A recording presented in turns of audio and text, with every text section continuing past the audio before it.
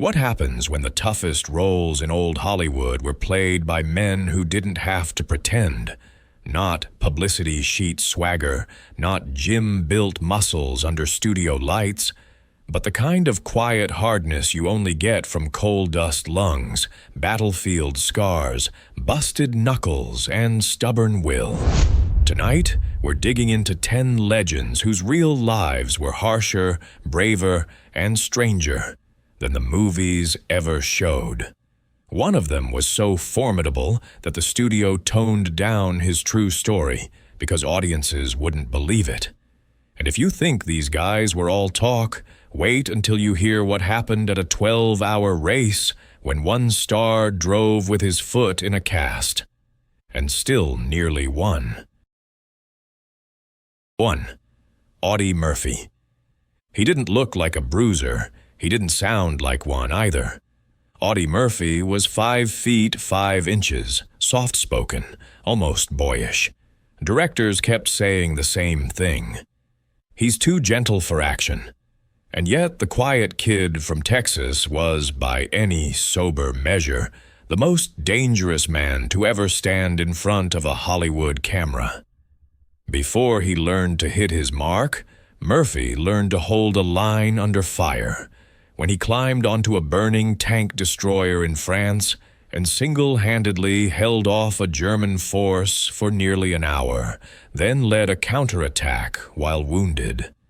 That day earned him the Medal of Honor, but it was only one chapter in a record so stacked with valor that the ribbons covered his whole chest. Later, when he filmed To Hell and Back, he played himself, and still had to dial it down because, as the director admitted, audiences would think the truth was exaggerated. That was Audie, gentle in interviews, nightmare calm in crises, and haunted enough to sleep with a pistol under his pillow for years after. Real grit doesn't shout. It just deals with whatever's coming through the door. 2. Charles Bronson. Charles Bronson's trademark scowl wasn't an act. Born Charles Bakinski, he was one of 15 children in a Pennsylvania coal mining family, so poor that by age 10, he was already working underground. Those years in the mines carved the toughness into his face and body long before Hollywood cameras ever saw him. During World War II, he served as a B-29 aerial gunner and flew 25 missions over Japan, earning a Purple Heart after being wounded. Fellow servicemen described him as calm under fire, the kind of man you wanted beside you when things went bad. After the war, Bronson worked dozens of odd jobs before breaking into acting. Casting agents often typecast him as thugs or outlaws, but co-stars noticed his strength was real. John Michael Vincent recalled a scene in The Mechanic where Bronson only had to grab his shirt. I could feel the power in his hands. This wasn't acting. And when death threats arrived after his role in Death Wish, the studio offered him bodyguards. Bronson declined, saying he'd been through too much already to be scared. For him, toughness wasn't an image, it was survival. 3. Lee Marvin. Lee Marvin didn't just look dangerous on screen, he carried the weight of real scars. Before Hollywood, he was a Marine in the Pacific during World War II. At the Battle of Saipan in 1944, he was shot in the back and hip, an injury that severed his sciatic nerve and left him with a limp he carefully disguised for the rest of his career. He spent over a year in hospitals and earned a Purple Heart before being medically discharged. That battlefield experience shaped the way he played violence. Marvin never romanticized combat. He once said, "Any man who says he enjoyed it is either a liar or a fool." On screen, his fights were quick, ugly, and efficient, exactly how he knew real violence worked. Off-screen, he had the same presence. Fellow actors recalled how the atmosphere shifted when Marvin walked onto a set. James Coburn, tough in his own right, admitted there was something genuinely dangerous about him, and the stories backed it up.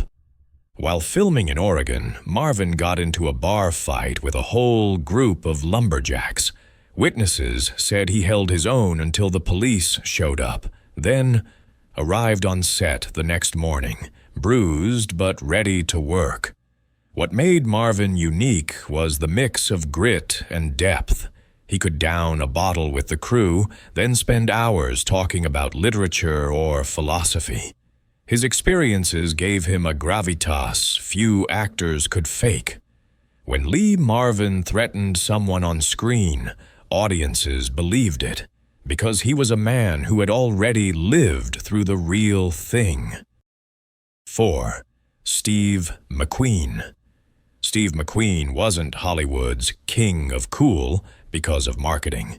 He earned it by living a life of risk that often outshined his films.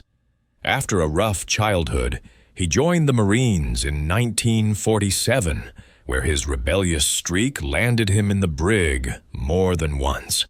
Yet he also showed courage, famously saving 5 fellow Marines from drowning during an Arctic training exercise. That edge never left him. McQueen became obsessed with racing, competing professionally in both motorcycles and cars. He even used fake names so studios wouldn't stop him from entering dangerous events. At the 1970 12 Hours of Sebring, he and co-driver Peter Revson stunned the racing world by finishing second overall, while McQueen drove with his foot in a cast from a recent crash. He brought the same fearlessness to acting. On The Great Escape, he performed all his motorcycle stunts except the infamous fence jump, which insurance wouldn't allow. In The Sand Pebbles, he nearly drowned filming a river sequence he insisted on doing himself.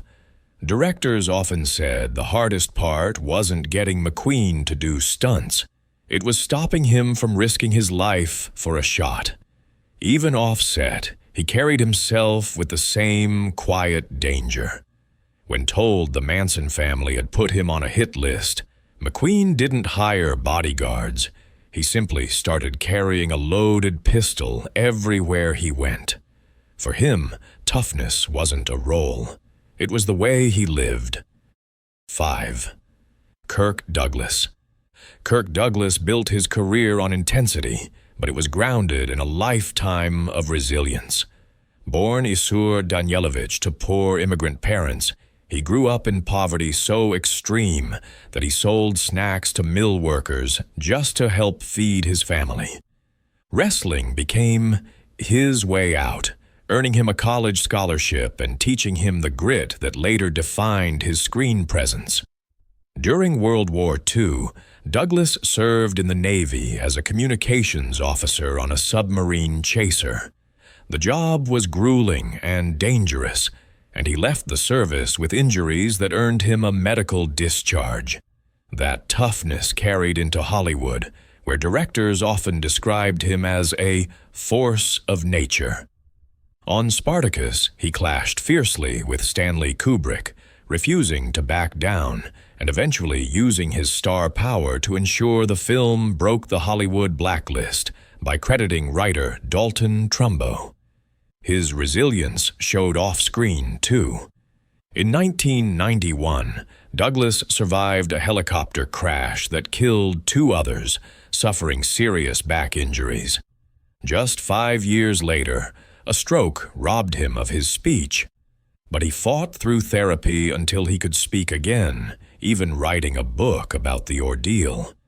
Colleagues often said Douglas attacked acting like combat. Burt Lancaster once remarked, "Kirk doesn't perform a scene, he fights it." That determination, both physical and mental, made him one of Hollywood's most commanding presences. Douglas didn't just play men who stood tall against impossible odds. He lived it. 6. James Cagney.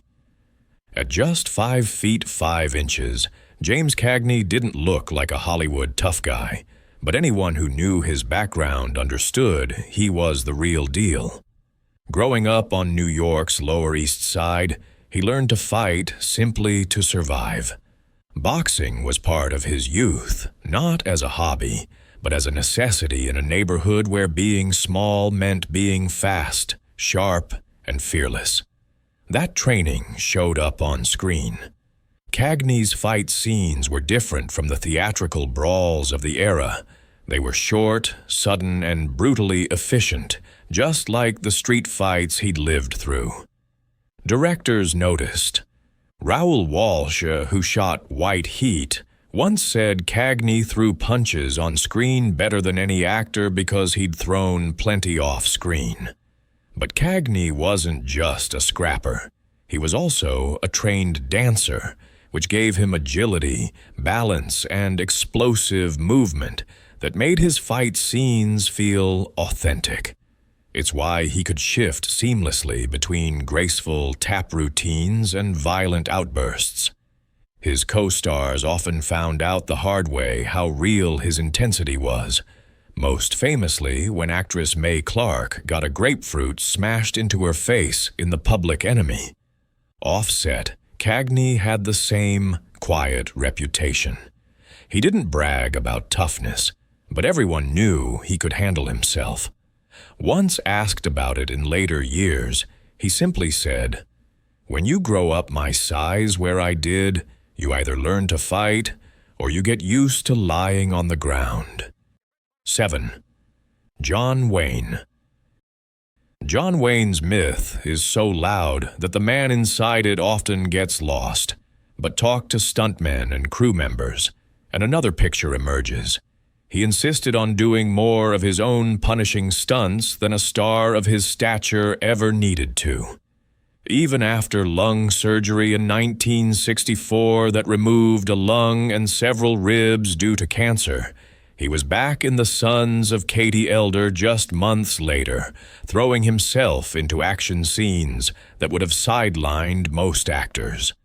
On earlier sets, he performed dangerous horsefalls and fight scenes, often taping up cracked ribs or injuries and pressing on. Director John Ford once said, "Duke's toughness isn't an act. I've seen him work 14-hour days in desert heat that sent half the crew to the hospital, then get up the next day and do it again without complaint." Wayne's endurance went beyond Hollywood. Filming The Conqueror in Utah, he and many of the cast were exposed to radioactive fallout from nuclear test sites. Dozens later developed cancer, Wayne among them. Still, he kept working through pain, through illness, and through controversy. Whatever people thought of his politics, nobody doubted his sheer physical toughness. 8. Robert Mitchum. Robert Mitchum's cool wasn't manufactured. It came from a life that had already tested him more than any studio ever could. As a teenager during the Depression, he rode the rails as a hobo, worked brutal jobs as a ditch digger and coal miner, and even tried his hand at professional boxing under the name Jimmy Mitchum. The broken nose that gave him his rugged look wasn't a studio effect. It was earned in the ring. At one point, he was arrested for vagrancy in Georgia and spent time on a chain gang, an experience that hardened him in ways few actors could understand. Later, when he was arrested for marijuana possession in 1948, he served his sentence with the same detached calm that defined his screen presence. Instead of sinking his career, it only added to his reputation for being unflappable. Directors and co-stars often noted his surprising physical strength and his effortless ability to project danger without theatrics. Mitchum didn't need bravado. His toughness came through in the way he carried himself, like a man who had already faced the worst and decided nothing else could rattle him. 9. Anthony Quinn. Anthony Quinn's physical presence had an origin story you could feel. Born during the Mexican Revolution, he grew up in immigrant poverty after his family fled to the United States. By the time most children were in school, Quinn was already working, hauling loads as a butcher's assistant, swinging hammers on construction sites, and even stepping into boxing rings to earn money as a teenager. His powerful frame wasn't sculpted in a gym. It was built through years of hard labor and survival. That authenticity carried over into his films. In Zorba, the Greek, the famous beach scene called for carrying heavy logs. Most productions would fake it with props or doubles, but Quinn simply lifted them himself, impressing even the seasoned laborers on set. Quinn's toughness wasn't about acting like a macho figure. He was equally comfortable showing emotion or vulnerability, which made his performances magnetic. He once said he wasn't pretending when he played strong men. He was remembering. 10. Charlton Heston. Before the toga, before the armor, Charlton Heston wore a flight jacket. During World War II, he served as a radio operator and aerial gunner on B-25 bombers in the Pacific. He later admitted the danger was very real, once remarking that when you're in the air with people shooting at you, it tends to focus the mind wonderfully. That same courage and endurance showed up in his film work. For Ben-Hur, Heston spent months learning to drive chariots, suffering repeated injuries in training, but performing much of the legendary race himself. In the 10 Commandments, he worked in the brutal Sinai desert heat, where many crew members collapsed, yet he pushed through without complaint. Even in less action-heavy roles, he demanded authenticity from himself. While portraying Michelangelo in the agony and the ecstasy, Heston spent hours each day with his arms raised above his head to mimic the strain of painting the Sistine Chapel, enduring painful spasms rather than faking the discomfort. Co-stars often remarked on his sheer stamina and determination. Whether sweating in armor under a blazing sun or taking political stances that risked his career, Heston consistently embodied a kind of toughness that went beyond the screen. What separates these men from actors who only played tough is simple: real stakes. Coal dust in your lungs versus glycerin sweat. Shrapnel in your leg versus a fake limp. A cast on your foot in a 12-hour race versus a green screen. A chest full of medals versus a chest day at the gym. These 10 weren't auditioning for toughness. They'd already proven it when nobody was watching. Murphy's battlefield calm, Bronson's miner's strength, Marvin's scarred nerve, McQueen's obsession with risk, Douglas's unkillable will, Cagney's fast fists, Wayne's relentless grit, Mitchum's unshakable cool, Quinn's laborer's power, and Heston's endurance all came from lives that tested them harder than Hollywood ever could. Which story impressed you most? The boyish war hero who had to tone down his own exploits, the movie star who nearly won a professional race on a broken foot, or the Marine who carried a combat wound for life? Share your thoughts in the comments, and if you want more untold stories from old Hollywood, hit subscribe. You won't want to miss what's coming next.